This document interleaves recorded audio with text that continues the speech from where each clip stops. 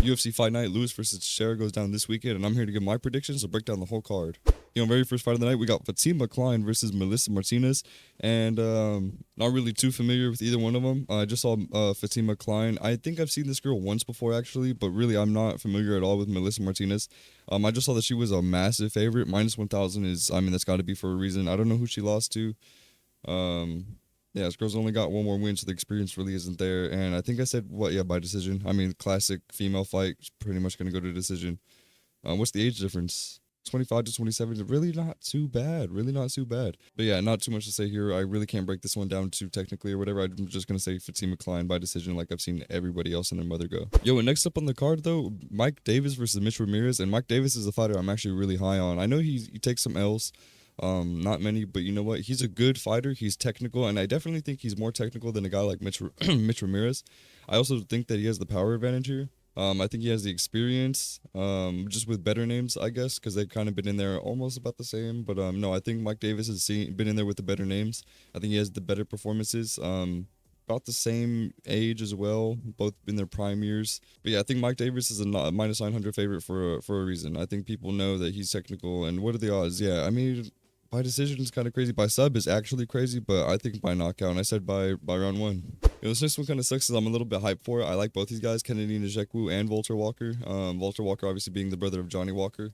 So I mean that's kind of already where he gets his little hype from, and he did take that one L that looked really bad for him, but then coming back and getting back-to-back heel hooks, that's impressive. You don't ever see heel hooks, let alone back-to-back heel hooks over decent names. It was Junior Tafa or Justin Tafa, I believe. I think it was Justin Tafa over another credible name too. I forgot who, but it's another notable name. But I don't think that Walter Walker is going to be able to take down Kennedy and control him the same way. I don't think he's going to be able to roll and hit the scramble, and I don't think a heel hook's gonna be available for him here. If Walter's chin is anything like Johnny's, bro, then I think Kennedy's gonna be able to get him out in round one. Like I said, KO round one. Yeah, Kennedy big hitter, Walter just a little bit too unknown. I mean, like I said, the heel hooks, they look good, especially back to back and whatnot. But like, against what level of competition? You know what I mean?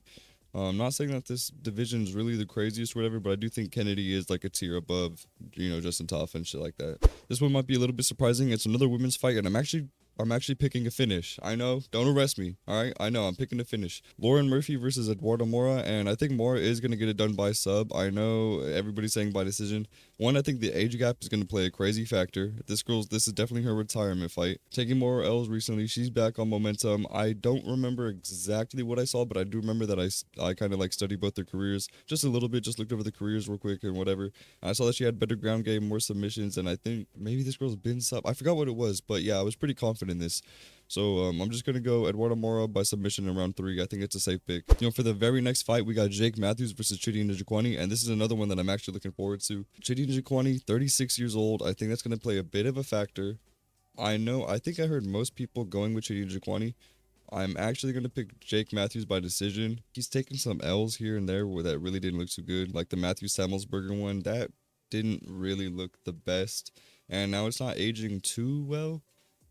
He lost to Sean Brady by arm. I mean, come on, he's number one. That's not the worst loss. That's not the worst loss. And then also going to decision with Michael Morales is a pretty good feat. Seeing what he's done to Gilbert Burns and everybody else, he pretty much knocks out everybody else. Like Carlos Prates. Yeah, going to decision with him, it's pretty good. I think he's tough. I think he knows how to win rounds for sure. And Chidi Njokuani, I know he's a hard hitter or whatever, but the way he finished Marc-Andre Barrial, okay, that was good. But then also when you're getting finished by Gregory Rodriguez and shit like that, it's just, I think you're a real hit or miss. Like, you're a real hit or miss. So I don't know. I think he's just lost too many fights for me to where I think Jake Matthews is a safer bet. I know Jake Matthews has lost somewhere. It really didn't look good. If Chidi brings out the right style, he can probably just dominate Jake. I think Chidi could also find the one punch, but I don't think he's going to. I think Jake has consistently been in there with better competition, while Chidi's kind of been up and down. Also, I think Chidi does kind of lose once you start giving him, like, I don't know, I can't say that because he did beat, Marc-Andre and shit, but once you start giving him kind of level names, I mean, like, Michael, Mikhail Lajacek and shit like that, then it's like, I don't know, I think Jake Matthews is kind of on that level, you know what I mean? I think personally, I think Jake Matthews is at least on that level, or right in that range. So yeah, I do think Jake Matthews is good enough to get this done by decision. And next up on the card, Chris Curtis versus Max Griffin. This is a in my opinion, this is an easy fight to call. I'm just gonna go Chris Curtis. I think he's in the better gym. I think he's younger, barely 37, so maybe not the youngest, but still younger. He's you want to talk about hit or miss. I was gonna call Max Griffin hit or miss. Chris Curtis is hit or miss. He loses the fights that he needs to, and I think he's like, bro, if he loses this, he's one more. They could cut him after this, but I think he's one more away from being cut. He's lost all the fights that he should, that he needed to win. He did okay, and when he first got here, Chris Curtis is a good fighter, but I think against like upper echelon, I just don't think he can hang, especially at the 185. Like, I'm glad that he came down to 170. I think he needs to lock in. And at 170, I do think he could fare good up against most guys, but at 185, they're just too fucking big for him. Imavov, I mean, everybody, they're just too fucking big for him. But Chris Curtis is definitely a hit or miss fighter, but Max Griffin, bro, talk about a hit or miss. I mean, this has got to be one of the worst guys I've ever seen. Alex Morono, Neil Magny, Michael Morales, not a bad loss. But then Michael Chiesa in that last fight, bro, he looked dog shit against Michael Chiesa. And if you're looking like that up against Michael Chiesa, I think Chris Curtis is a whole lot better than Michael Chiesa. Maybe not on the ground wise, but I think just as a fighter overall, I think Chris Curtis, man, I think Chris Curtis is about a fuck. I'm surprised that I have Chris Curtis by decision here. Maybe I don't trust. Maybe at the time when I made the pick, because I did make these last week. Maybe at the time when I made the pick, I wasn't trusting in his power. I really would not be surprised if Chris Curtis goes out there and gets this shit done by KO or TKO. I kind of wanted to change the pick now, but I guess I'll leave it. Just because, I don't know, Chris Curtis has kind of been on a weird, like I said, man, he's just not, the most trustworthy fighter himself. He's not the most reliable fighter. So I just don't know where his confidence level is. So, but I do think he's good enough, skill-wise, overall-wise, confidence nonetheless, to get this done by decision, especially up against a guy like fucking Max Griffin. Yo, next up on the list, we got Junior Tafa versus Taco Tacos. And Junior Tafa is making his way down to light heavyweight after, I don't know, being real hit or miss at heavyweight and taking some bad losses, honestly. Losing to Big Mo Usman. He lost to Big Mo, bro. He lost to Big Mo Motor Usman. That's terrible. He lost to that Marc-Andre de Lima dude, the dude that fucking Derek Lewis flying knee KO'd. He lost to that dude by KO, I think, by TKO. Oh yeah, and then he lost to Walter Walker by fucking. I thought it was Justin Tafa. Turns out it was Junior Tafa. So yeah, maybe not the best fucking losses, to be honest. Like Walter Walker and Mo Usman, and I mean, bro, those are literally three guys that you should be beating. So I'm glad that he's coming down to light heavyweight. And bro, he looks good at light heavyweight. He actually looks pretty lean. He's pretty cut up, not gonna lie. So I'm excited to see how he does. Hopefully it's not too much of a weight cut. I'm glad he's a slight favorite. I'm glad that he's still getting the praise. 28, yeah, so he's still young. It's not like he's like 36 and trying to make a cut down. And also, fucking Taco Tacos is 35 years old. Fucking birthday was 2 weeks ago, but anyways. He lost to Navajo Sterling and Umar Sy, and really those are not bad losses at all. Those are actually good fucking losses. Both those guys. Umar Sy just lost, but besides that, I was pretty high on him. I was actually very high on him. And then Navajo Sterling as well. Good fucking guy on the way up. Not a bad loss. Real shit. But I think if Junior Tafa can perform well, I think he can actually maybe do okay in this division, because this division it's not a division stacked of just murderers. It's not fucking bantamweight. It's not lightweight. You know what I mean? It's not welterweight. It's top five's kind of, oh shit, 6 through 10's kind of whatever. You got Dominic Reyes and shit like that in there still. You had Anthony Smith in there still forever. So I think Junior Tafa could do good up against guys like that. Also, Tuco Tacos lost to Mingyang Zhang. So I mean, it's just it's just anybody good. Anybody with some fucking hype or some talent or some anything, some pizzazz, bro. Yeah, Tuco Tacos is out of there, boy. And I think Junior Tafa's got the name. I think he's got that little bit of aura that will carry into this shit, and I think he could actually get this done. I picked him by TKO. I think round 2. I think round 1 will kind of just be a little slow, feely outpaced or whatever, and I think in round 2 he's going to find a big shot.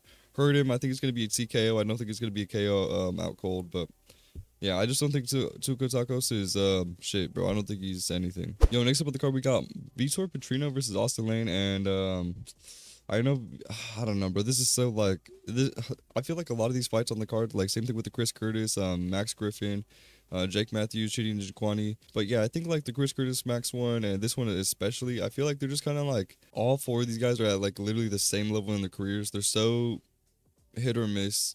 I feel like they're just at this neutral spot where it's like, they're both in limbo right now. Like they don't know what to do with really. Anyways, but you see these fucking odds, Petrino 90. Bro, and to be honest, same KO round 1. And Vitor Pacino, I know he lost to Anthony Smith on his own mistake. Okay, you know, you put your head on the inside on a fucking take. Okay, sure. But then also getting knocked out by Dustin Jacoby. Dustin Jacoby's good, former kickboxer, had fights with Alex Pereira and Glory or whatever. He's got hands, bro. Like Dustin Jacoby's got hands. He's known for that.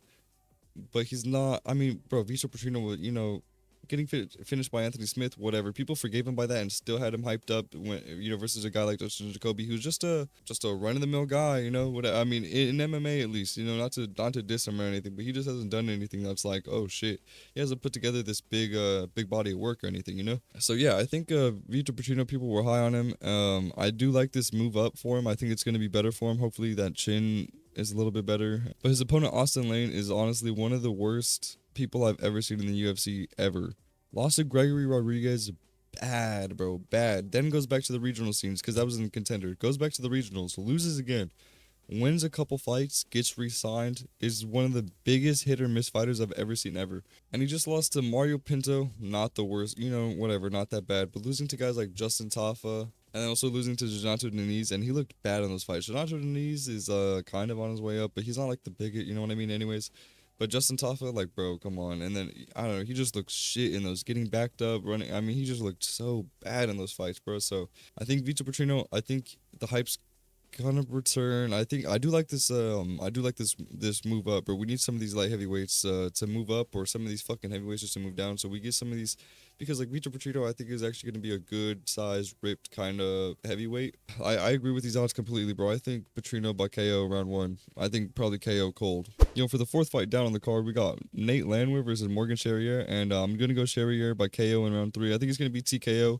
I don't think, you know, I don't think he's gonna do Nate Landwehr dirty like that. I don't think it's gonna be on some Ilya shit. But I'm gonna say this because one, he's 37 to 29. I know Charrier's taken some losses that are kind of questionable.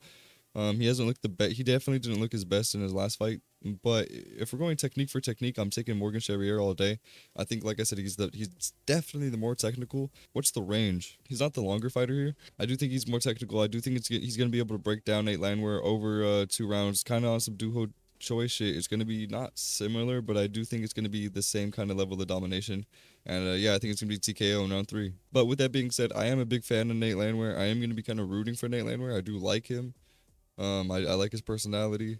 So I'm gonna be part of me, my heart's kind of going for Nate here, but yeah, Morgan Charrier I just think is better, and also Morgan Charrier, bro, 11 losses, but a couple of these he lost, and you're kind of thinking, I don't know, could have gone either way. He's had some close fights. Yo, next up we got Calvin Kattar versus Steve Garcia, and I was big on Steve Garcia, bro. I can't lie, and about time that he's fighting. I just made a prospect video not that long ago, and I had Steve Garcia in it.